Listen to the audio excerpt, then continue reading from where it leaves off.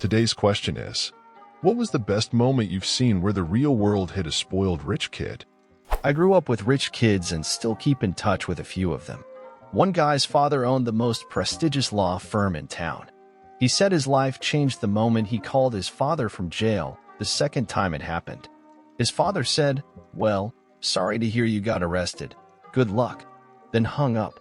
He said getting locked back into his cell was the singular moment that completely turned his life around. I knew this rich kid from high school that went off to college and partied every single night. His parents found out that he was failing basically all of his classes, so they secretly drove up early one Saturday morning with the spare set of keys to the car they had bought him and just drove off with the car. Somewhat distant relatives spent all of his university years and 20s partying hard with the 100-120K allowance his rich company-owning father gave him each year. He'd travel the world, each year going to Bali, Thailand, Europe, every year Oktoberfest, just rampaging. At 32 or so, he decided to settle an upscale ski resort area of the US and open a business with his hot gold digger fiancée. When he went to transfer his money to his US bank account, he noticed it only came to a few $1,000s. He angrily asked the bank worker why she hadn't transferred the entire amount, only to be told that that was the entire amount. His father had cut him off without saying anything, and he just hadn't noticed. Absolute flatline. Rich guy in our college dorm thought he was untouchable cause his dad was some NFL player from the 90s and had not blown all his money yet. He would get freshman girls blackout drunk and then film himself having sex with them and then show all his buddies the next day or so. Well, one buddy was not as close as he thought and went to the RA, who then went to campus police and then real police. It was a fun night watching the parking lot fill up with the bored cops on duty that night and haul his ass out of the dorms while they went and gathered his evidence. That one Instagram model who got caught on video talking shit to a security guard at VidCon. Not only did the guard stand his ground and not let him in, because he wasn't famous enough to be given a pass and too rich to just buy one, but once the internet saw the video, the guard ended up with more followers than the kid. One of my college roommates told his parents the trip we were planning, that they were paying for, was $400 more expensive than it was, so he could buy a really nice bong. In addition, they basically paid for everything he wanted. He had their credit card and ordered food on it at least once daily. He also would make $50 purchases off the card pretty regularly. Long story short, they found out he lied about the cost of the trip. For whatever reason, they still paid and let him go. But after the trip, he could not use their card anymore. This dude acted like he lived the hardest life of all time afterwards, but eventually sucked it up.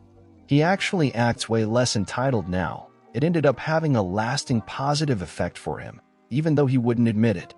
A kid from my high school came from a well-known family that was very involved in politics. He slacked off in school and was mostly a condescending ass for years. After graduation, he didn't really do anything, but eventually decided to run for office as he had the same name as his father. He won easily because people didn't realize it was the kid. As a state rep, he posted on Facebook about enjoying his women battered rather than plain and asking to join the Black Caucus because he liked hip-hop. He also dropped a loaded gun on the floor in the middle of a session after fighting for the right to carry a gun in the state house as a responsible gun owner. He kept getting elected despite these issues because his family was well-connected and he had a dedicated following from some political groups. After 6 years in office, he gets busted for soliciting sex from a minor over the internet. When they arrest him for that, they also discover he's been dealing drugs. The worst part is that his family is actually super nice and genuinely made the community a better place, but now they have to deal with all the issues from him. He was an apple that fell very far from the tree. When I was a teenager, my sister and I saw through our windows that there were two guys getting into her car.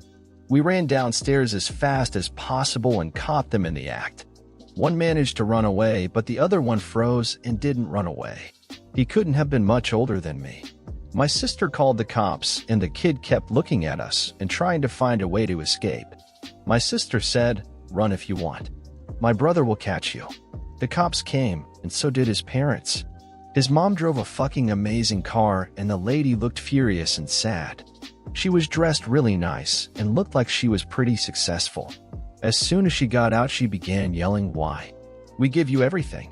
You have everything. Why would you try and steal? Don't we give you enough?" The kid just seemed to shrink and get smaller. I don't get it. Fucking asshole. I hope he turned his life around and began to be around better people. Freshman year of college, the guy across the hall from me is a spoiled rich kid from a big southern city. Old money clearly coming out his ass. A couple weeks into the second semester, he and a buddy found a checkbook on the sidewalk. Stupid fuckers decided to write themselves a check and cash it in the bank that the account is in. The teller immediately called the cops and they both got arrested. We talked the night he got arrested and he laughed and said his dad would take care of it and everything would be fine. That weekend we met his dad as they moved everything out of the dorms since his dumbest got expelled. Guess daddy didn't take care of it. I have a story that's a bit different than what I've read here so far.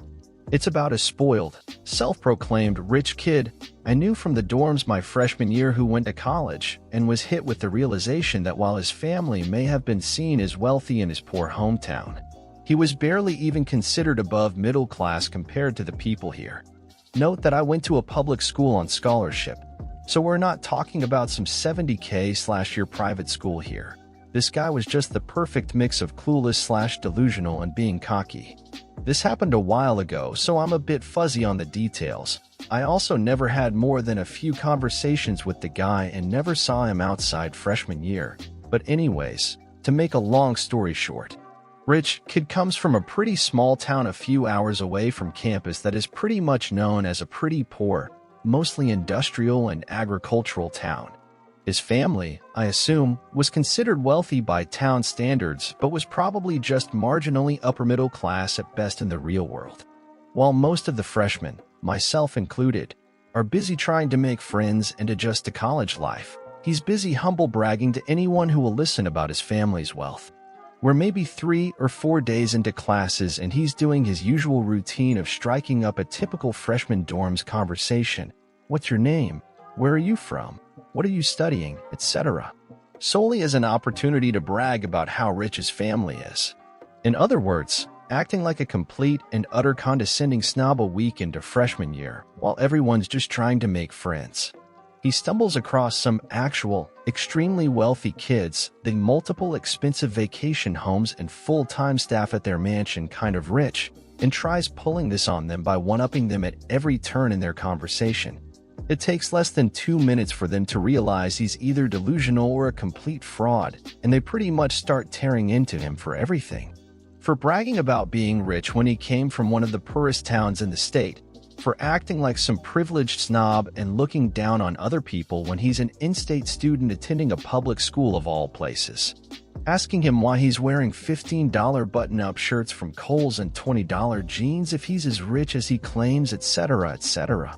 The kicker at the end is the rich kid tries mentioning his dad's job at a large pharmaceutical company as a final bragging point, while saying he probably made way more than their fathers.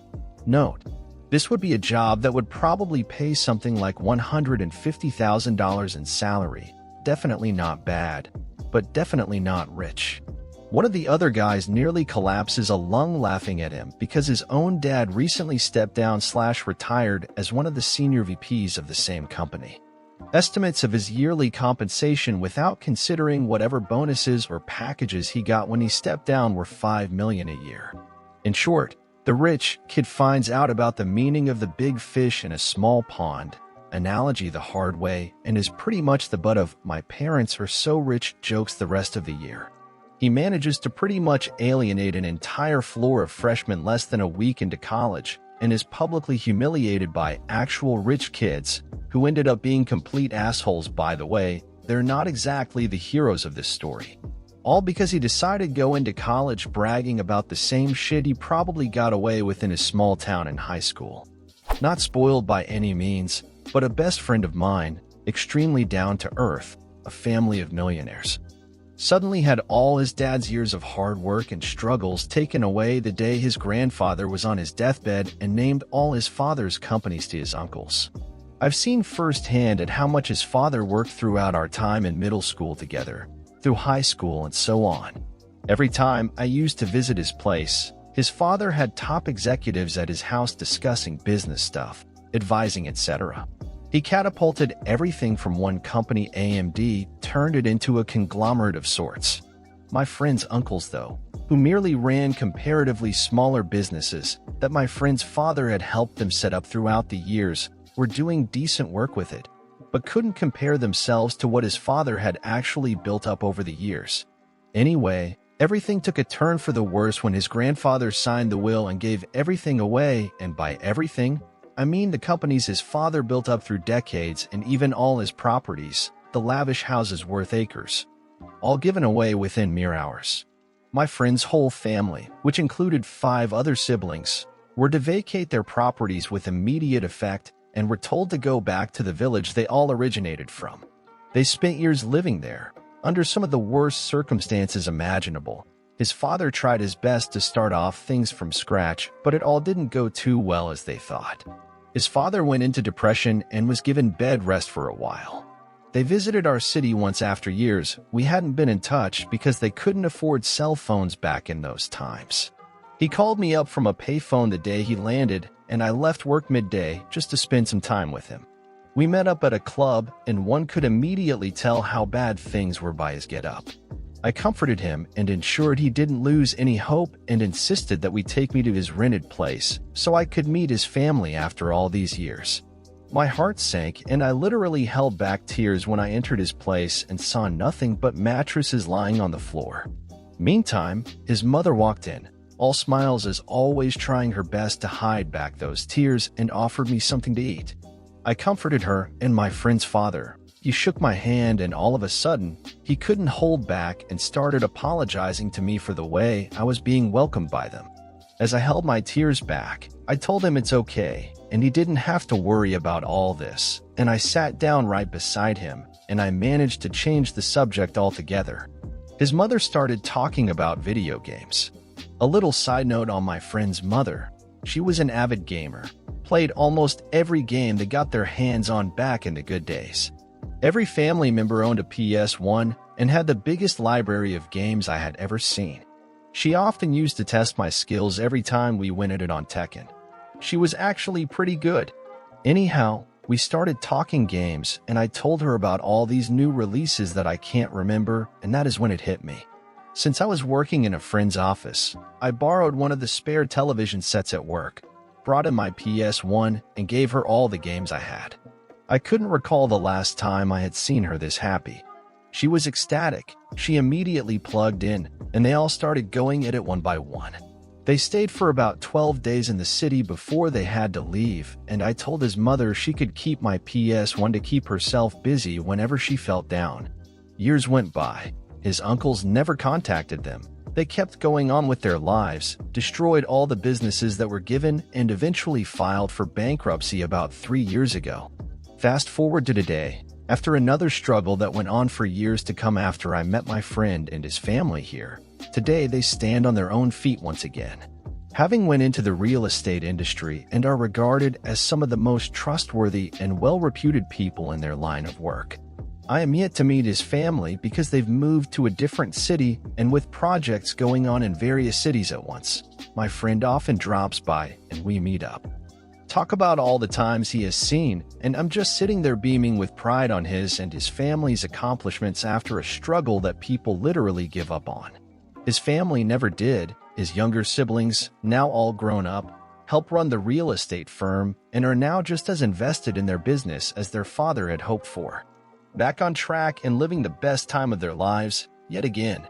My friend's getting married in a couple of months too, and I'm excited as hell to meet everyone all over again in these times and cherish every moment. Specifically, I'm really looking forward to talking games with his mother, who he still says is playing on the daily. And this is the end of today's video. I hope you liked it, and don't forget to comment an anecdote or experience similar to the topic of the video. Leave your like, share if you liked the video, and lastly, don't forget to activate the little bell so you don't miss any of our daily videos. Bye-bye.